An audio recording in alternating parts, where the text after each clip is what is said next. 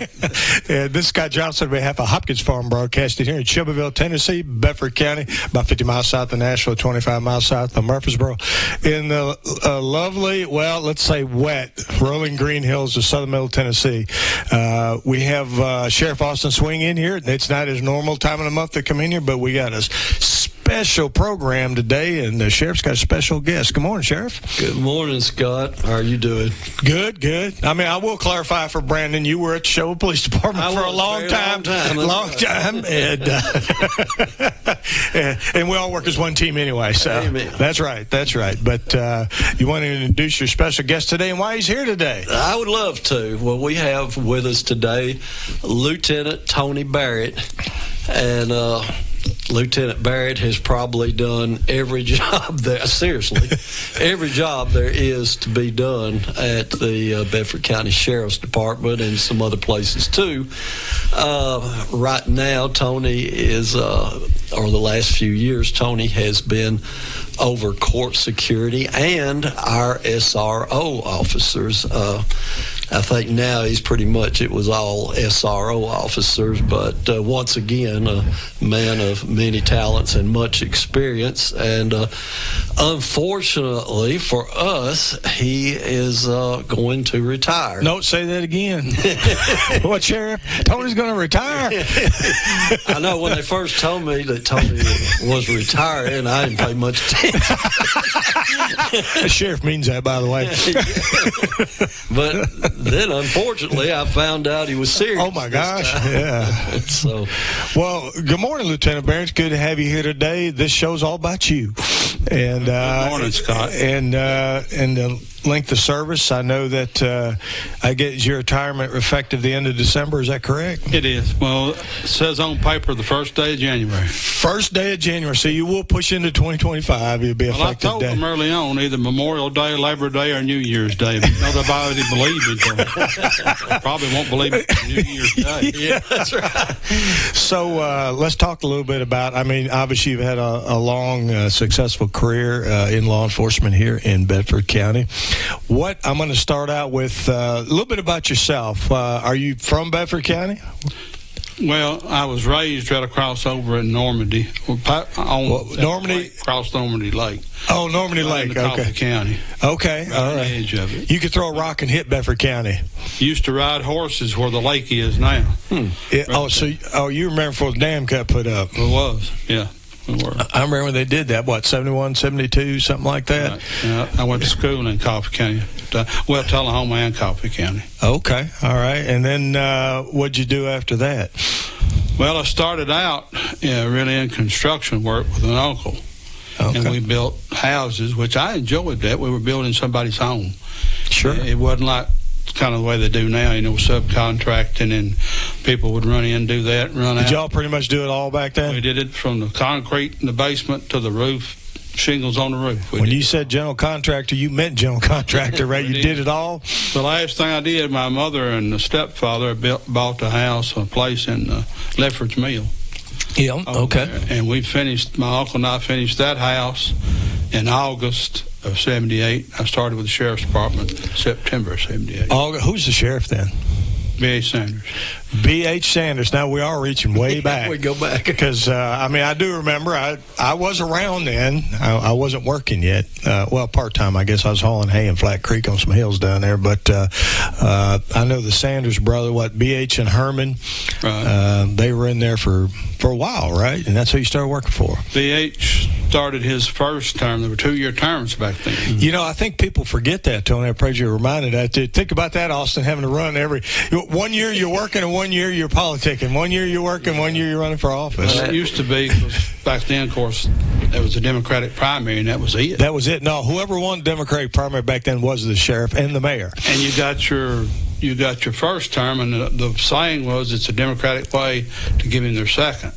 Now, they didn't mention the third, but you could run 3 and set out, and then run again. Is that 3? You could have 3 2-year consecutive terms, and is that when Herman would run for sheriff? Herman ran at the end of BH's 6. Back. What'd you start when you first got to the Sheriff's Department? What were you doing? When I first got there, of course, there weren't but 6 of us, patrol officers. And that's 6 on a shift? No. 6 total. We had for this entire county. Right. We had the sheriff, and then, of course, chief deputy, and Herman was chief deputy. Right. But he had a shift just like everybody else did. Okay. And then you had a warrant officer, and that's all he did. Serving warrants, which is a full-time job, yeah. We had 6 patrol officers, a warrant officer, and the sheriff. And that was it. So when you were on a shift, could it possibly, if somebody's out sick, you'd be the only one? A lot of times.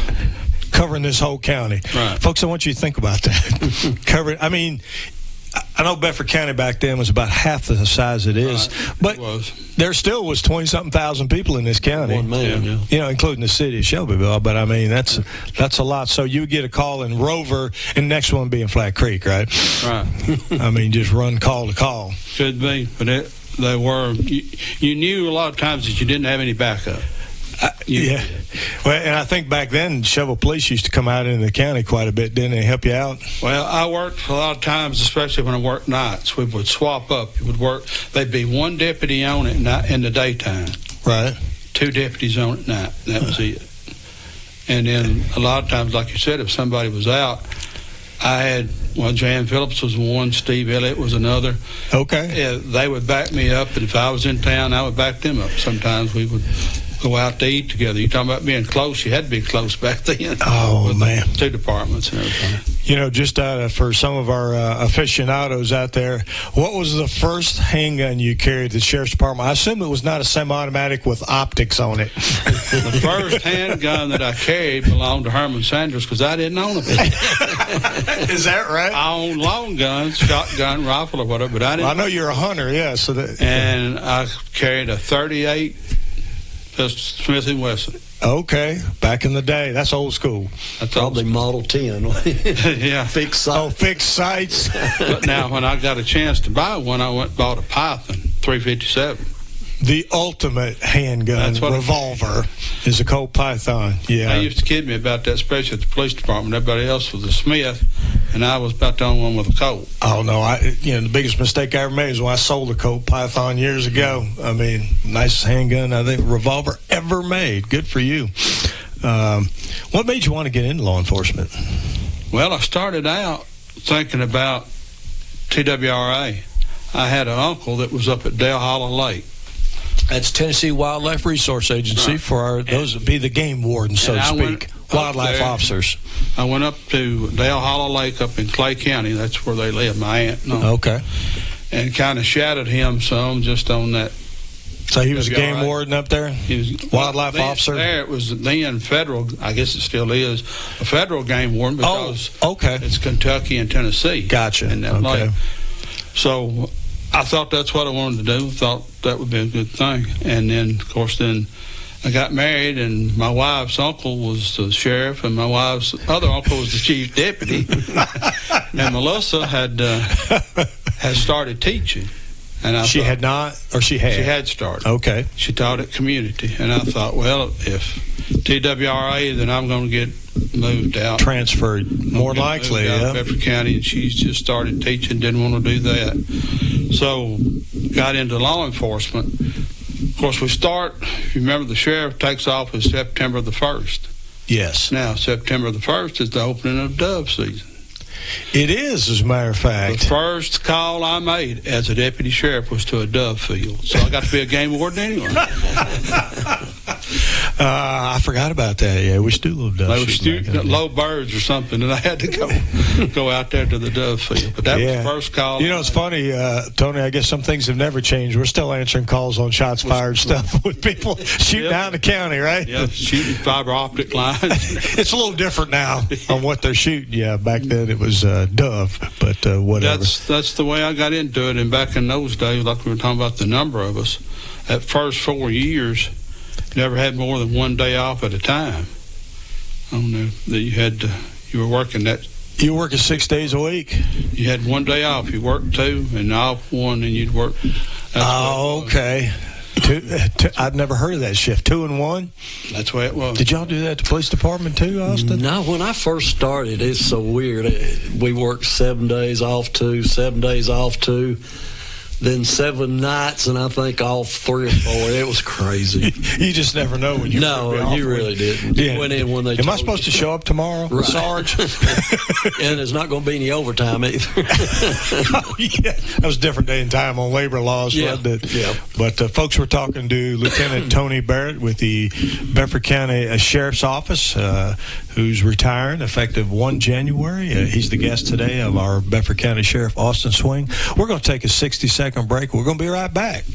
When's the last time you've seen the eye doctor? Don't wait. Whether it's little Carter's first pair of glasses or keeping a good eye on your vision health as you age, your eyes are a precious thing. See personalized care for the whole family and friendly faces at Dr. Hasty Family Eye Care on 605 North Main in Shelbyville, across from the U.S. Post Office. Striving to bring you excellence in optometry every single day. Don't put your family's vision off. Make an appointment today at 931-684-2020. Personalized eye care for the whole family at Dr. Hasty Family Eye Care. Kincaid's is proud to offer Beauty Rest Black to our customers. Beauty Rest Black represents a leap forward in bedding with sleep climate technology keeping you cool and triple-stranded pocketed coils to give you luxurious support all night long. Wake up refreshed and ready to take on the day with a new Beauty Rest Black mattress from Kincaid Service Company. 400 Madison Street, Shelbyville, across from the Speedway gas station. 931-684-5662. Folks, this is Scott Johnson on behalf of Hopkins Farm Broadcasting here in Shelbyville, Tennessee, Bedford County.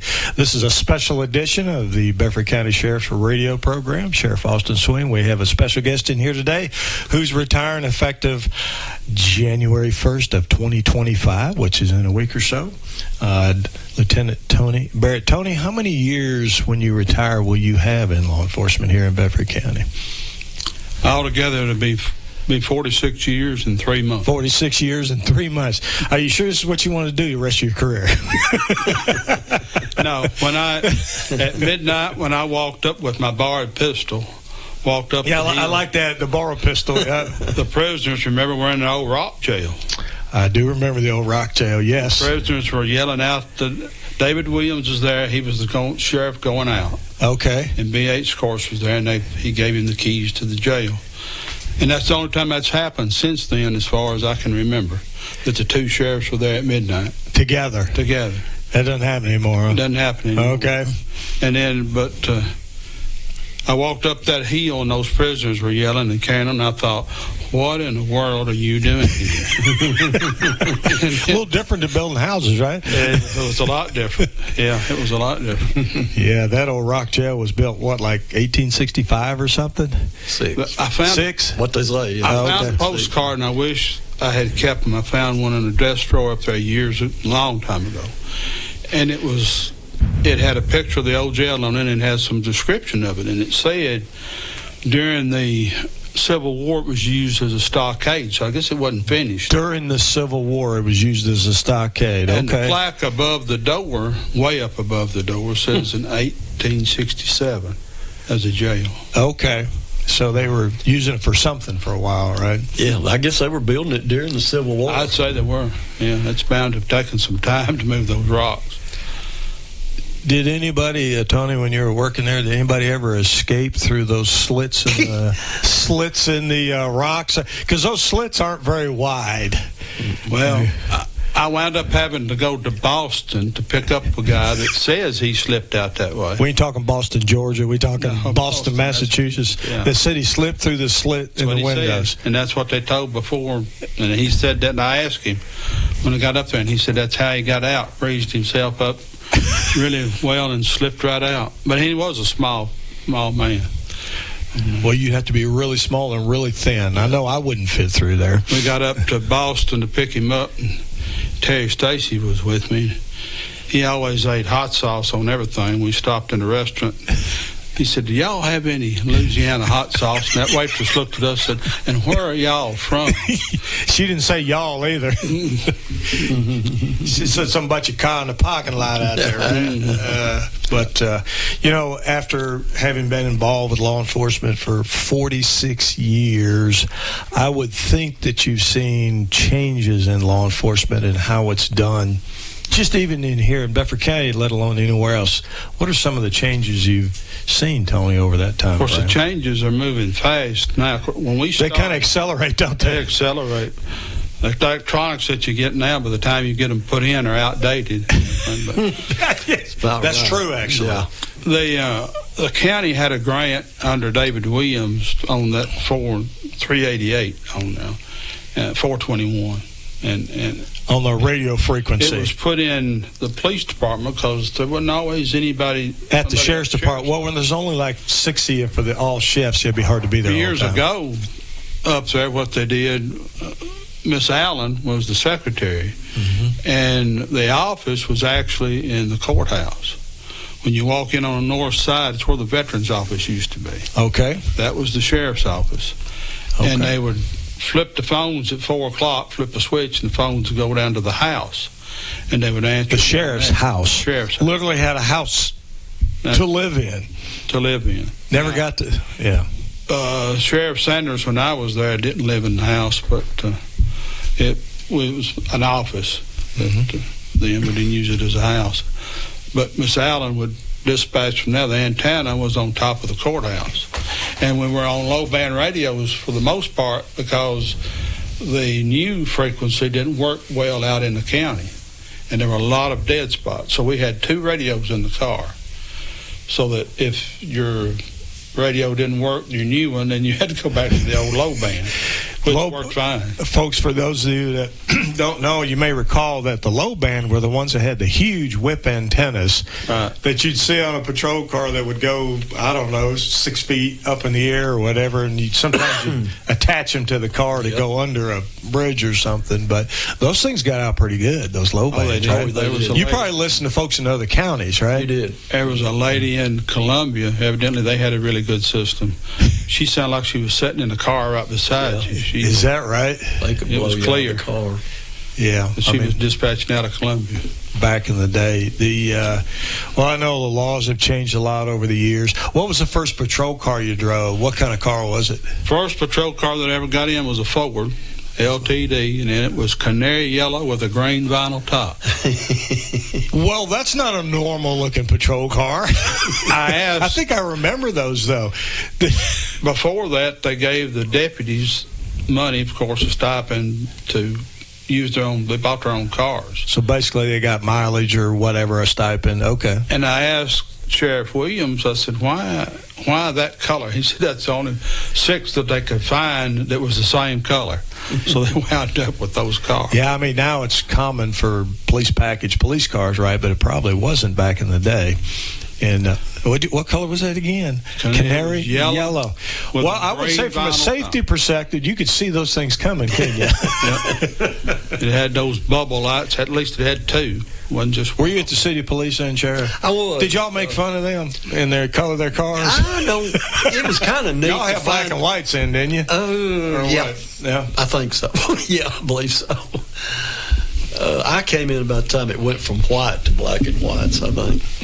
Oh yeah, back in the day, I remember when they were white. But so the first one you ever drove was like a passenger type car, wasn't it? It was. Did they have screens in the back so the prisoners couldn't get to you? Not then. Not in those. A lot different. That came later, but didn't have them. Did you have a handheld radio? So if you got in trouble or got into a fight, you could call. No. You could call the dispatcher. You had to get back to your car. Is that right? Yeah. You had to fight your way back to the car. Of course, there were no cell phones, no walkies. No, we didn't have those.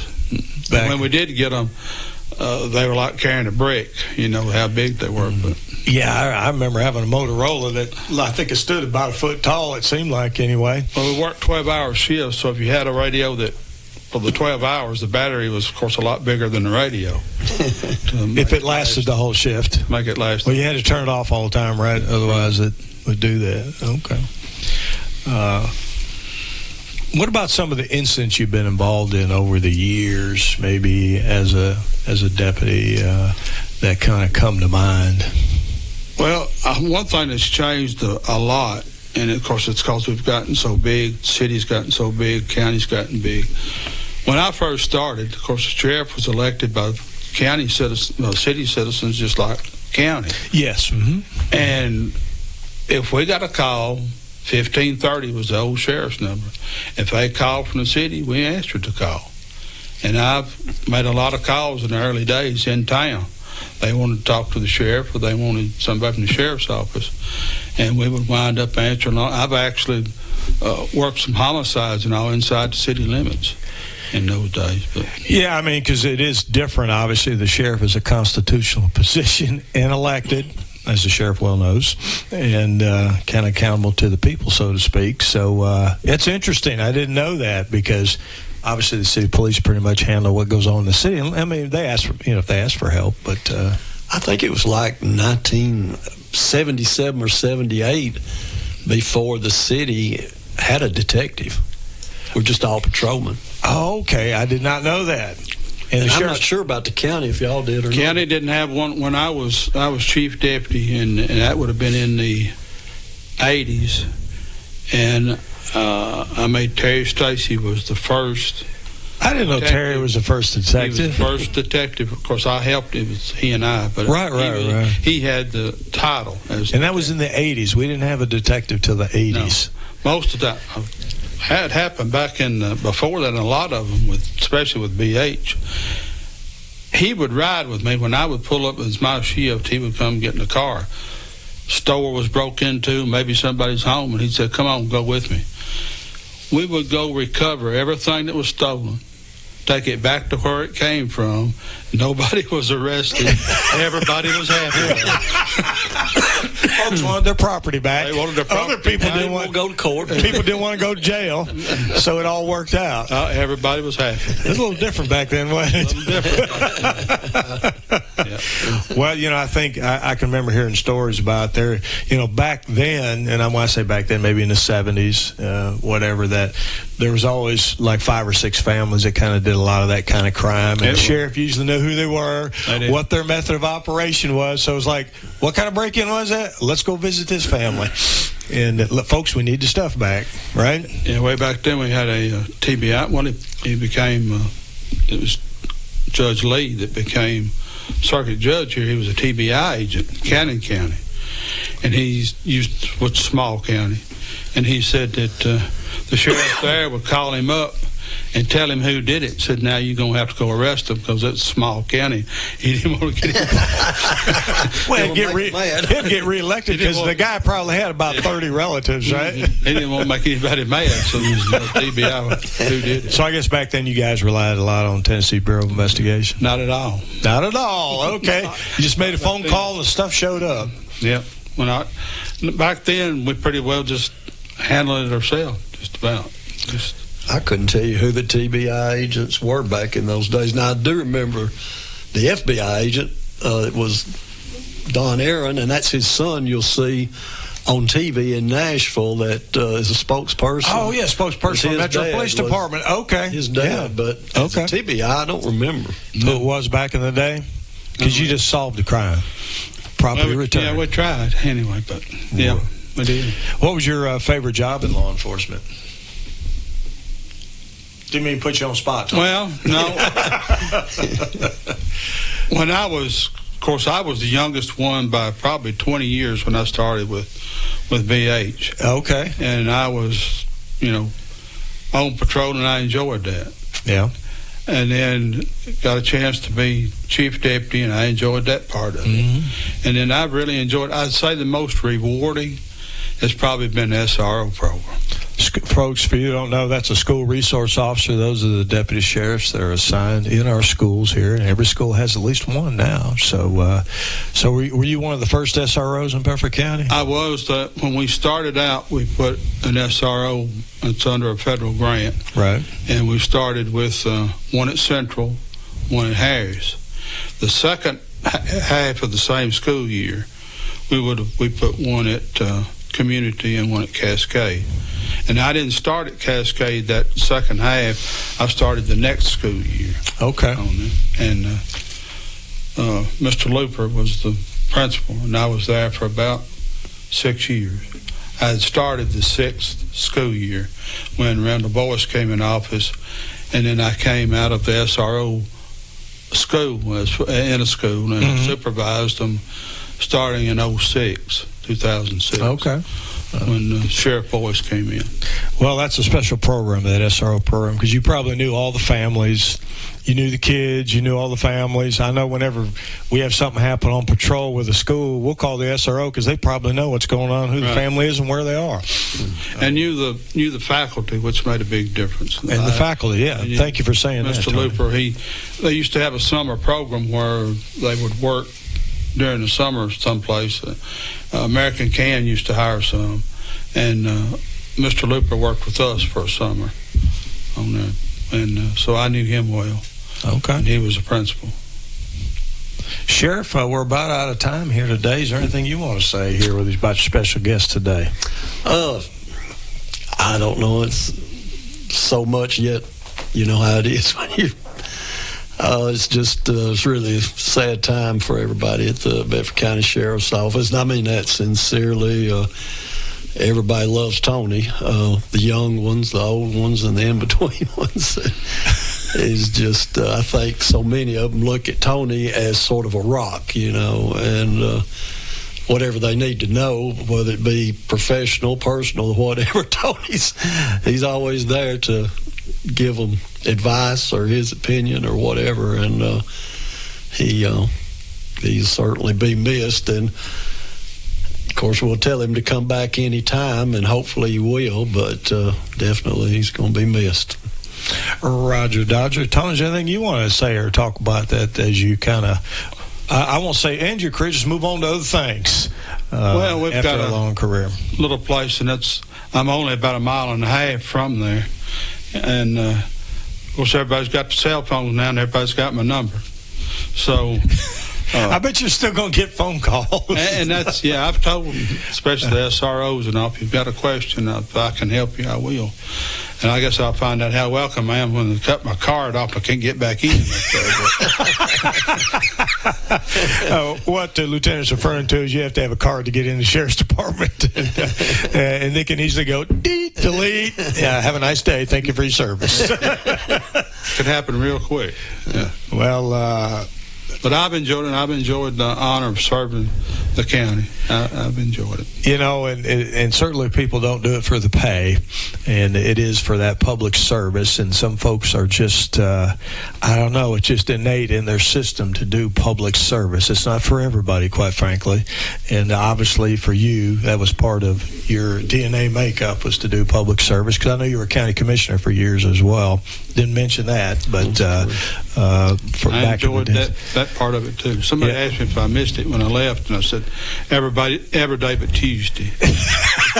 That's when all the meetings are, folks. Committee meetings, county commission meetings, finance meetings are all on Tuesdays. Roger that. By the way, somebody, thanks to Gene Williams of the Red Cross, sent us a picture of the guy getting through the slit in the window at the jail. I've got that picture. So we got proof positive right here. Thank you, Mr. Williams, for sending that to us out here today. The gentleman escaping from not escaping, I guess he was proving you could do it. Yeah, Bo was actually out there to take his picture. I think it was a setup thing, but just to show it could be done. It could be done back in the day. But anyway, Tony, we appreciate you. Sheriff, we appreciate you having Tony in here today to celebrate his 46 years with the Bedford County Sheriff's Department. And as we didn't talk about it, but as a district attorney's investigator as well for a period of time.